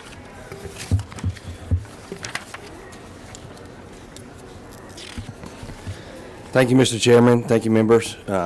It's a pleasure to be here, an honor to be here, actually. My name is Randy Toms. I'm the Executive Director of Georgia Firefighter Standards and Training, and in March I'm coming up on my 2nd year in this position. I have some politics in my background, so I kind of understand some things, how some things are done, but I'm still learning the state process, and I do have a challenge. I have a little bit of background with members of the House side, and I know there's a bit of a competitive edge there between the House and the Senate, so when I make my small ask, I would ask y'all to go up a little bit just to beat the House side. So let me tell you a little bit about my agency real quick. We're the testing and certifying agency for all firefighters in the state of Georgia. Just to give you an idea what that means is there's roughly because we're reducing the number a little bit by joining cities and counties together as one department. But roughly there's 580 fire departments throughout the state of Georgia, representing about 3,500 stations throughout the state of Georgia. And that also totals about 29,000 fire service personnel in the state of Georgia. The things I'm asking for are 2 vehicles and 2 test banks. What a test bank consists of is, and this is on the ACADA system, and I know the Senate is very familiar and getting more familiar with the ACADA system. We are, I think, the second agency in the state to use it, so we're already on it. We're going fully live on March the 11th, which is also makes what I'm going to share with you a little more exciting in that area. And that is the ACADA system. We use it to test all of our fire certifications and all firefighters, fire service personnel in the state of Georgia. In 2022, the testing number that we had for tests given and graded through fire service in the state of Georgia was 2,760 tests in the whole 2022. And that was the last full year that we had without any ACADA testing, any online testing at all. So far, from the end of May of 23 until yesterday, the number of tests that we have given is 6,936 tests.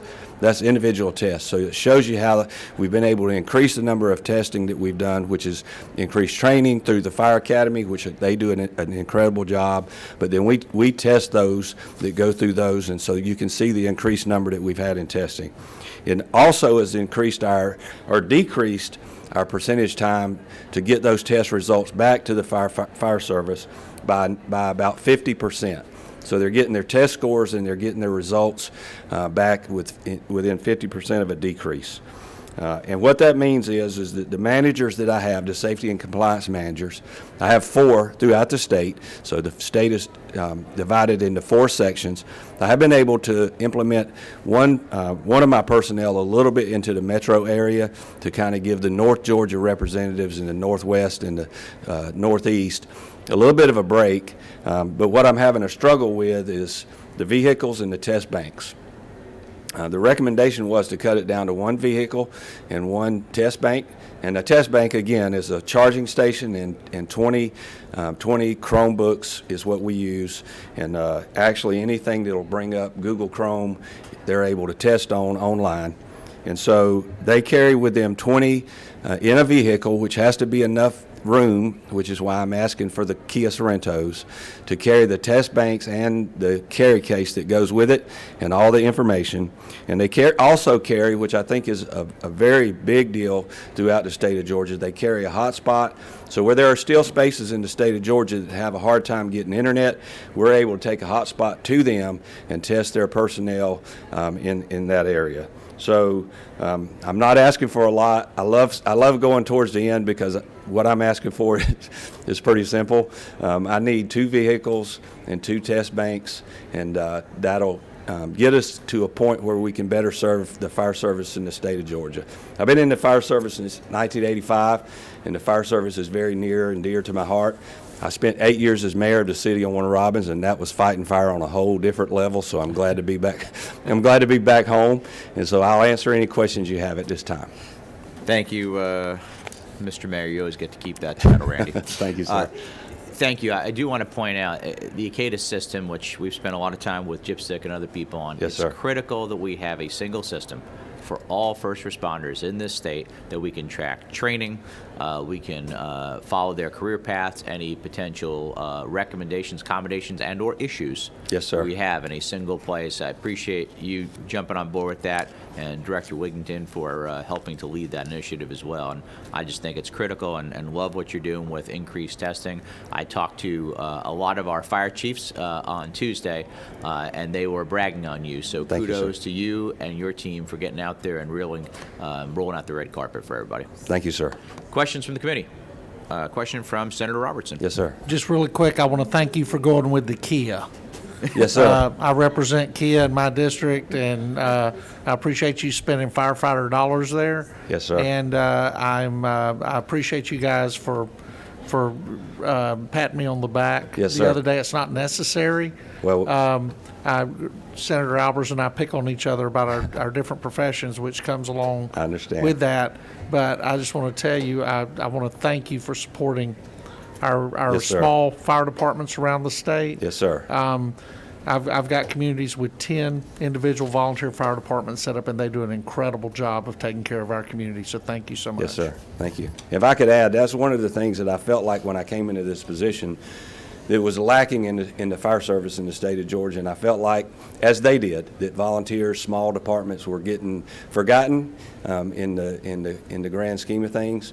Having served also as 14 years as chaplain to the Fire Chiefs Association of the state of Georgia, I had contacts and experience with all departments throughout the state of Georgia and all the fire chiefs. And so I think I brought in a unique perspective to reach out to all departments, and especially the smaller volunteer departments, to let them know that they were part of the overall concept. So thank you for that, sir. Excellent. Other questions from the committee members? Seeing none? Great job. Thank you so much. Thank you, sir. Appreciate it. All right, next, let's have Peace Officers Standards and Training. Mike, come on down. 36 on your tracking sheets for our committee members.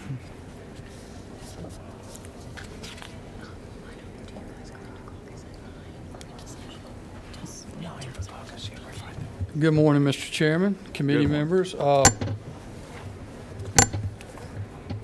Senator Robertson, just for your edification, we buy nothing but Kias at Post when we have money to buy vehicles. Well, Director, for your edification, the director of GIPSTIC thinks that you're my favorite law enforcement officer in the state of Georgia. So I am, it works am I out really not? well. I assure you that I will be brief today. We have very, very little, but before I get started, I want to introduce Chris Harvey, our Deputy Director. He came to us from the Secretary of State's office where he was in charge of elections. We fall under line 39.9 on page 60. Really only three items on this. 39.9.2, provide funds for the Georgia Post Resiliency Program, previously funded through a Criminal Justice Coordinating Law Enforcement Training Grant for the remainder of the year of $161,750.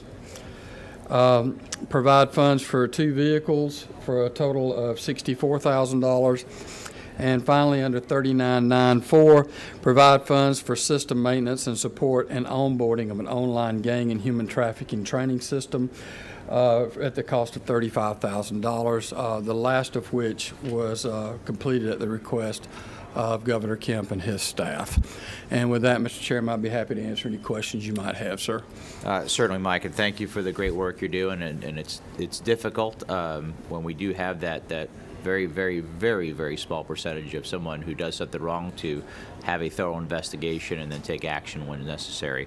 I certainly like working with my friends in the House and have the utmost confidence in both you and Director Wigington, but I don't believe it was an adequate move to move those two things as highlighted by the House on 266.2 as well as in 266. So I think that while that may have made sense to a budget writer, it maybe didn't make sense in the policy and what the governor's initiative had working with you and Director Wigington and others. So unless anybody has a concern about that, we'll be working offline to actually put that back to where it should be, I think. I would just like to say that the resiliency program, it is done at such a small level. It's so important. We talked earlier about $100,000 to put DJ studios in. This is something we can do for the health and welfare of our police officers. This is a tough job, and it's getting tougher every day. We do have a small number of officers, as you know, that have issues from time to time. This is the surest way to minimize that issue with officer misconduct, is by equipping them to withstand the rigors and strains of this occupation.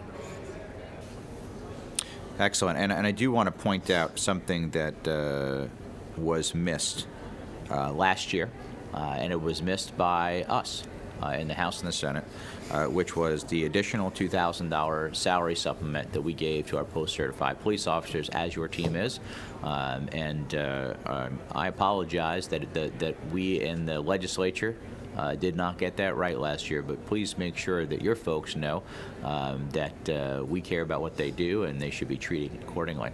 I do want to direct your attention, though, to 266.6 with our Georgia Association of Chiefs and Police, as well as our Sheriff's Training Academy. If you just talk to us a minute about that, I'd appreciate it. Yes, sir, Mr. Chairman. Those are pass-through funds that are awarded to the Georgia Sheriff's Association and the Georgia Chiefs Association for them to conduct training within their areas of expertise. The Georgia Sheriff's Association uses this for their Sheriff's Elect Academy. The Georgia Chiefs Association uses this for their Chiefs Academies that they run throughout the year to fund those programs. As you know, there's 32 academies that operate within the state of Georgia. The Sheriff's Association and the Chiefs Association both represent an academy. And I know if they were up at the microphone right now, Butch Ayers and Terry Norris would tell us how critically important it is to be able to train new chiefs and new sheriffs as they're getting ready to assume their new command post. It is very important. There's no doubt, sir. That's great. All right, and let's see. Do we have something in the capital budget? I believe we do for you. Is that right? Not that I'm aware of, sir. No? All right. We must have marked that one by accident.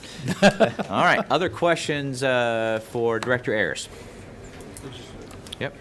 Are you going to be around the Capitol for a little bit after this? Yes, sir, I will be. Yeah, if I could talk to you, and we'll record it in case Director Wigginton needs to know what we're talking about. But I want to have a conversation with you about some salaries. Yes, sir. I'll stick around. Thank you. And actually, hang on a second, Director. I think I was right on this. We do have an increase funds for one-time facility security upgrades in the budget for $35,000. You want to talk about that for a moment? Absolutely. Actually, I thought that the OPB was going to handle that differently. So if you've had the opportunity, I know Senator Robertson has been to our facility. It is rental property. It's a nice facility, but it was not constructed with security in mind. The entire office complex is surrounded in nothing but glass. We have hollow core entrance doors. There's absolutely no security whatsoever in that building.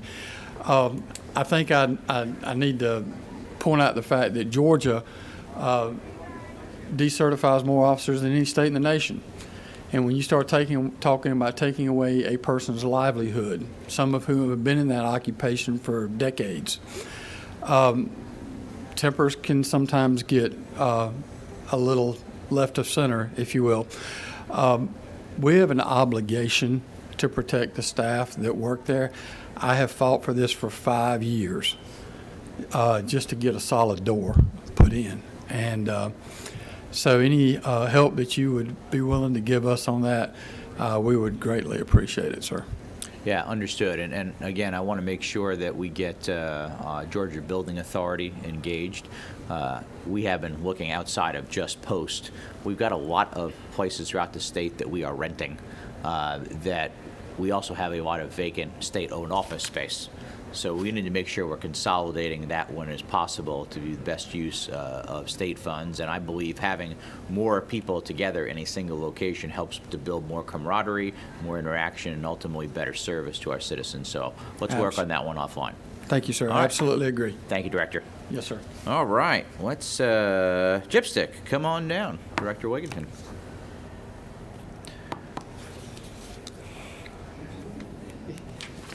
All right, and that is page 37 for our committee members. Good morning, Mr. Chairman, committee members. Thank you for taking the time to hear us today. I'll start with 267.1. That was a statewide change. And then 267.2, 4, 5, and 6. Those are all what we call true-up budget requests. Those issues were either not funded or underfunded, so we're coming back asking for increased funds to true up those programs within the center.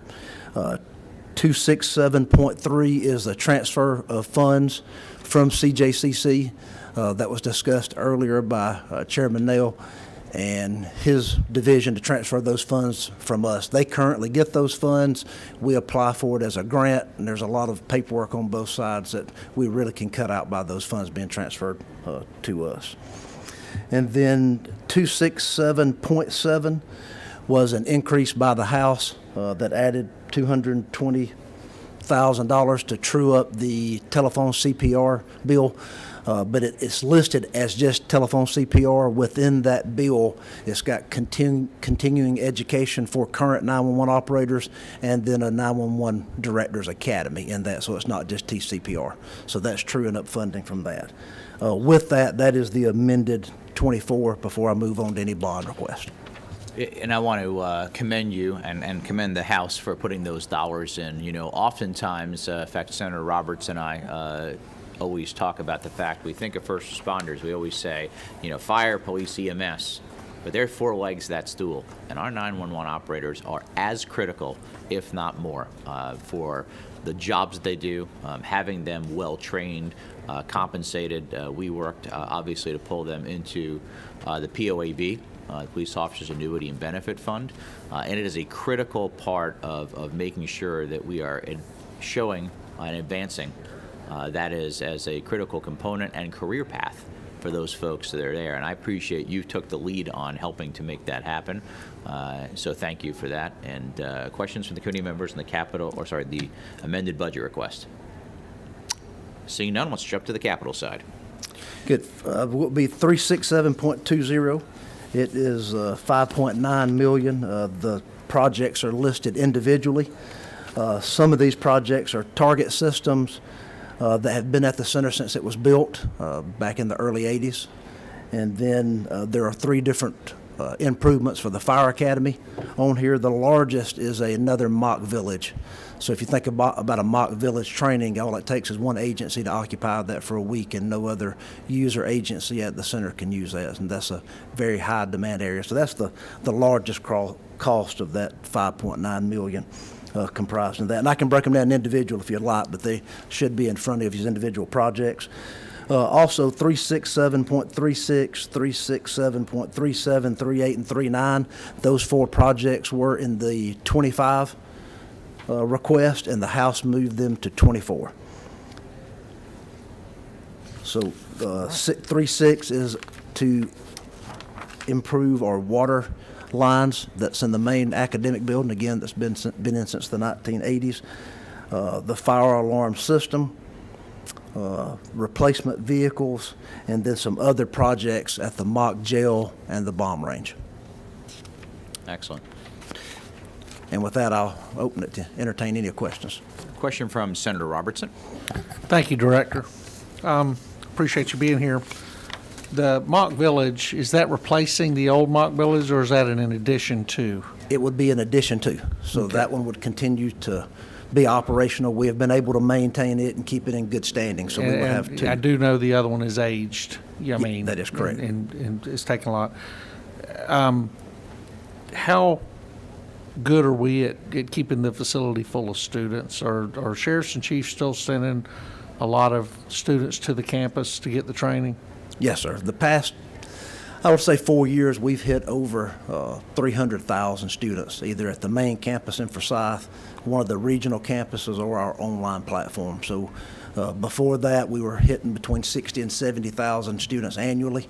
Yes, So I would say that number substantially speaks for itself. But That's yes, sir, great. it is being used. Yeah. So you don't have any additional space that we could move the peace officers training and Standards and Training Council onto the campus? Yes, sir. We got So that- space on the backside. No, that's. I was waiting for the question. You were waiting for that question. Yeah, but I do want to thank you for the efficiency that I see when I go out there, about how well you manage the facilities that are there and take care of them. And I do appreciate the professionalism you bring to Gypstick, and that, in all sincerity, that means a lot. Thank you. Yes, sir. Thank you. I'm going to echo Senator Robertson. I think you've really taken it to a whole new level in the last few years. I think the way you pivoted during COVID was extraordinary, and I think that the confidence throughout the state of increasing training, as we look at increasing things like mandate school, et cetera, is only going to further the mission for how we are responding to serve and protect people. So I appreciate that, as well as your staff and some of the good folks you have here at the Capitol pretty regularly. Thank you for everything you do, and we look forward to hearing from you again in the big budget here in another few weeks. Yes, sir. Thank you very much. Okay. Last but definitely not least, GMA, Director Stallings, come on down. We are on page 15 for the budget sheet. And the way I like to do this every time is because you had the wait this time. I'm going to ask Jennifer that the big budget will reverse the list so you can go first. Well, thank you. I hear they're constantly doing renovations on the bomb range down there, so should be no problem finding space at Gypstick. So, good morning, Chairman Albers and committee. I want to introduce a couple folks with me today. Mark Sexton, who's our Deputy Director in charge of Finance and Administrative Services, and then Skylar Whitaker, who's our Legislative Liaison, and she works for JICA as well. Just want to take just a moment before we get started, and I don't want it to be forgotten how much we appreciate at our agency the work of this committee specifically. Some of the things that were done last year in fiscal budget 24 has meant a lot to our agency as well as the state. I'll highlight a couple of those in just a minute, but I just wanted to take a second to say thank you. It was the work that this committee done that pushed it over to the House and then ultimately upward. And so I don't want to go by that without saying thank you. So we're on page 11, section 27, 7.2, just want to highlight a couple things utilizing the existing funds of 482, 581, with increased funds of 352, 420 to restore those grants and counties. As you remember, many of you probably got letters from some of your constituents saying, hey, GMA has removed some funding. That was a 10% reduction on our pass-through grants. So through the work of the committee, this committee, the House, as well as our partnership with OPB, which our analyst just left, I was going to brag on him and his work with us to really improving that. So that gives us the ability to restore those funds back to those counties, which is extremely important to them. A lot of time that's livelihood effect if we have to hold funds back, so we appreciate that. And then 2773 is an increase in our State Operations Center. We affectionately refer to it as Captain Kirk Desk. It's a large wall of monitors that whenever the state is activated, we can throw up anything inside our facility on this wall. Those screens are outdated, and so it's time for an update. And then the one update I wanted to provide for this committee that we're extremely appreciative of is the gang activity prosecution grant that you pushed so strongly last year. You gave us 1.25 to do the work. We had to hold back just a little bit to ensure that we were audit proof on how we ran the grant. We ran it like we do all our other federal grants, but we had over 46 applications for $3.1 million that came in applications. So there's a lot of interest for that particular grant. We're extremely excited about that. We have 34 awards that are going out. As soon as we get some finalized numbers, those funds will be released. So just wanted to update the committee on that. And other than that, we'll take any questions you might have, sir. Thank you, Director, and I appreciate the great work that you and your team have done. You know, and we mention this often, but it's worth repeating. You know, depending on the study, it's somewhere between 70 and 90% of all violent crime in this state is from criminal street gangs. We cannot do enough, both at the state level as well as empowering our counterparts in local cities and counties in order to facilitate that. And working with Jennifer, our budget analyst, we want to be able to fulfill more of those requests, not less. So we'll be working with your team to make sure we have the adequate numbers on those to continue to do that, because we know what it means when we literally take the head off the snake for those criminal street gangs and the reduction in crime across the board. We appreciate that. We're also working with the GBI to make sure that that's flowing through the process, that people are using those tools, then build the gang cases, and those gang cases then to be prosecuted under the gang laws that we have here in Georgia. And when we tie all those things together, we see really favorable results. So thank you for your leadership. I also want to thank you and your team.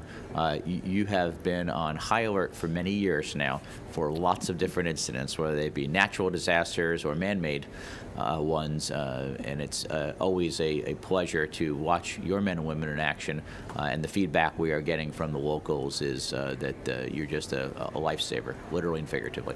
So thank you for what you're doing. I got a question from Senator Robertson.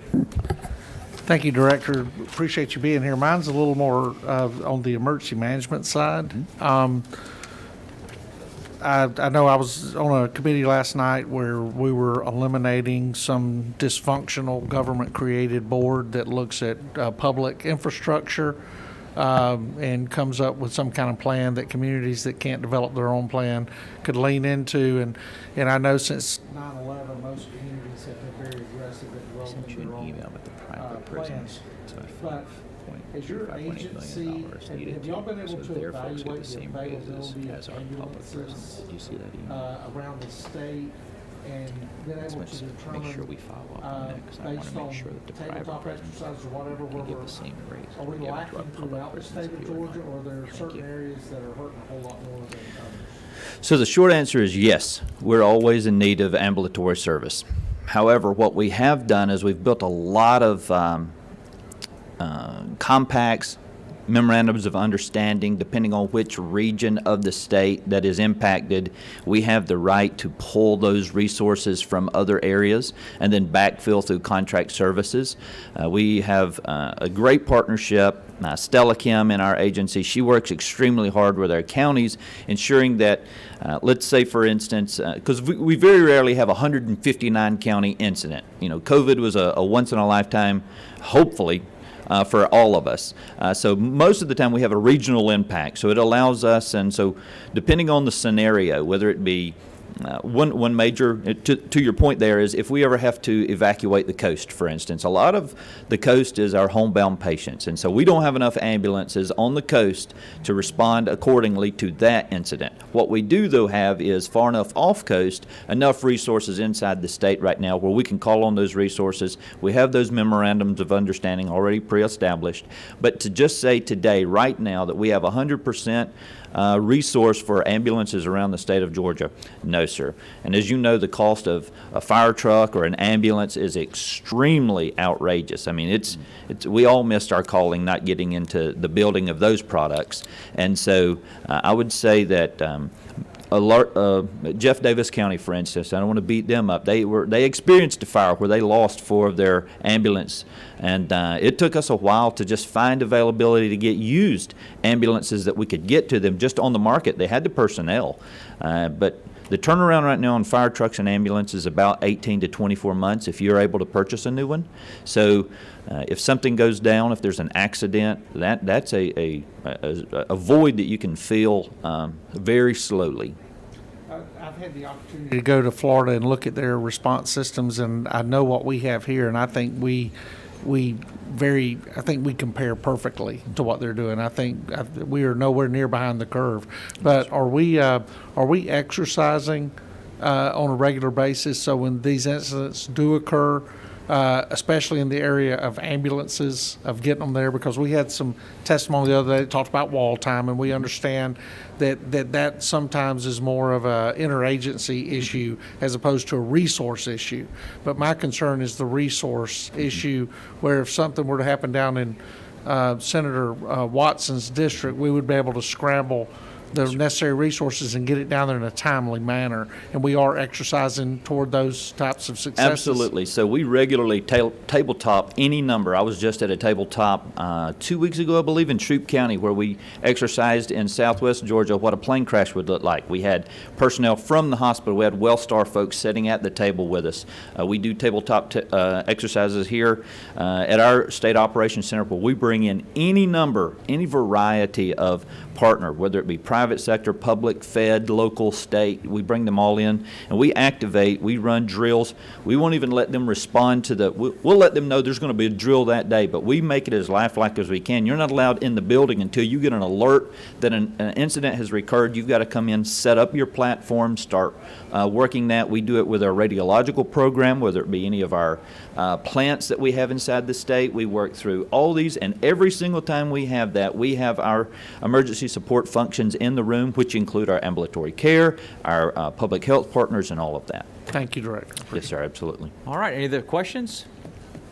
Seeing none, Director, thank you again. Please pass along to your team how grateful we are for their service.